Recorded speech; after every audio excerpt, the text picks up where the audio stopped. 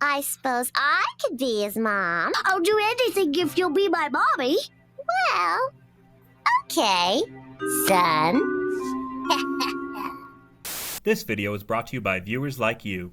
Thank you. Be sure to subscribe and help get this video to 2,000 likes. The episode opens with Angelica making a life-size sculpture of her head by gluing macaroni onto the world's fattest watermelon. Angelica yells at the babies for messing with her Mother's Day gift. She uses her superior intellect to explain how a Mother's Day gift is a gift you give your mother on Mother's Day. What do we got to give them presents just for being moms? In your case, it's to say you're sorry. Dang! We're barely a minute into the show, and she's already coming in hot with the wicked burns. Angelica says she wants to give her mom a sculpture of her head so she can have two of her, because a second Angelica is clearly what the world needs. The twins try to figure out what gift to give their mom, as Phil suggests they give her a piece of his homemade taint taffy. Stuck. The babies go digging for treasure in the couch cushions and somehow don't immediately suffocate from all the stale grandpa farts. Tommy finds a cookie for his mom when the twins gobble it up like the greedy little whores they are. I'm starting to get why Angelica doesn't like them very much. Meanwhile, Betty and Dee Dee discuss their plans for Mother's Day. Betty says she gave Howard the day off. What's he gonna do, cook me breakfast? He does that every day. Damn it, Betty, you hold on to that man and you never let him go. I don't care what the reboot says, you can munch all the carpet you want and still have the best damn house husband in the world. Stu surprises his wife with breakfast in bed, delivered by a clap-on robot he made from a blender and a vacuum cleaner. What could possibly go wrong? At least it cleans up after itself. But honestly, does anyone actually enjoy eating breakfast in bed? I know it sounds romantic on paper, but you just end up getting syrup stains on your sheets while your SO awkwardly watches you eat their overcooked toast. I'm just saying, I've eaten many a meal in the confines of my bed, and romantic is not the adjective I'd use to describe it. Chaz comes by to drop off his son and asks Dee Dee to hold on to a box of things that belong to Chucky's mom. Chaz doesn't want to leave the box at his house since he's worried Chucky could easily find it. Dee Dee agrees to hide the box in a place Chucky could easily find it. The babies put together a pile of potential gifts and what the hell is that? No, I will not ignore it. It's literally in the damn center of the frame. I know some of you get mad when I make dirty jokes about these kids shows, but come on. Some of these just gift wrap themselves. Chucky says he can't make a Mother's Day gift because he doesn't have a mom. Nobody likes a bummer, Chucky. The babies scour the backyard for possible presents as Phil and Lil reminisce over when they were breastfed by Betty. Lucky bastards. Tommy remembers the first time he saw his mom back when he was in an incubator, while Chucky only has a vague memory of his mom in her garden. And don't get me wrong, this is a sweet scene, but how the hell do these babies remember any of this? I can't remember what I had for lunch 3 days ago, and you can't remember what you had for lunch 3 days ago. Prove me wrong. Tommy suggests they find Chucky a new mom, so the babies get on a plane to Paris. I am fully kidding. I know this episode was more or less a prototype for the movie, but if I tried to cram it all in this video, it would be over 40 minutes long. I love you guys, but I love sleep more. The babies try to make Spike a mommy so Chucky can be a full-on son of a bitch. Spike slobbers all over Chucky, gross, before the babies realize they should probably find him a human mom. Lil jumps at the chance to have control over another living being and takes over as Chucky's mom. She shows off her maternal instincts by spitting on his face and feeding him from a bottle she found under the fridge. She tries to burp Chucky against his will and ends up throwing him in the trash. Best mom ever. Meanwhile, Angelica is tossing random crap on the floor as she raids the drawers for a bottle of Moo Glue. She bitches and moans about how hard it is to be a child and wishes to be a mom so she can have someone to boss around. I guess Angelica's fairy godmother has a sick sense of humor, because the pigtailed pipsqueak gets her wish. Angelica agrees to be Chucky's mom in exchange for his blind devotion and servitude. God only knows what Angelica has in store for the poor bastard.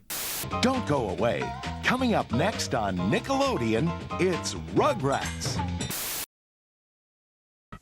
Rugrats will be right back on Nick.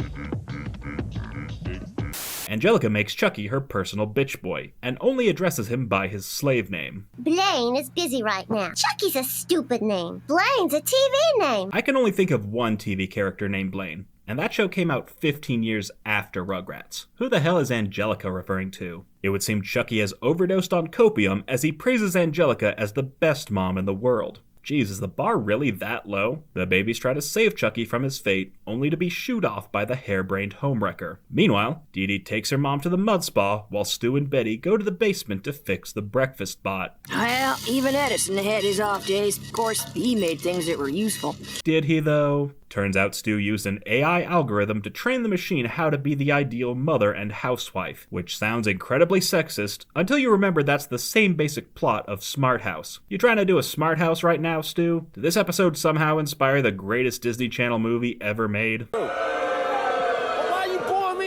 Chucky manages to finish Angelica's sculpture without clawing his eyes out. Angelica tells him it's not finished without a hat. Everybody knows all good statues got hats. You mean like these? Angelica shoots down all of Chucky's hats and tells him to get a dandelion instead. A parasitic plant for a parasitic preschooler. Angelica says she only wants the dandelion that happens to have a bee on it, which might sound innocuous, but between this and Honey, I Shrunk the Kids, is it any wonder why kids in the 90s were terrified of bees? Tommy and Chucky go to confront Angelica, who is chilling next to what looks like a burst septic tank. Angelica guilt trips Chucky into getting the dandelion for her and ends up getting chased by the butthurt bee. Things go from bad to worse when Phil accidentally triggers Stu's breakfast spot. Chucky runs for the hills and ends up destroying the dandelion, but not before he accidentally swallows the bee. And I don't know about you, but if that ever happened to me, that would be a core memory for the rest of my life. Chucky goes to Angelica with his tail between his legs as his fake mom berates him for ruining her flower. The babies are sick of Angelica's crap and tell her to back off, right when Chucky stumbles into her sculpture and shatters it to pieces. Angelica is pissed. She sends the babies to permanent timeout and disowns Chucky for good.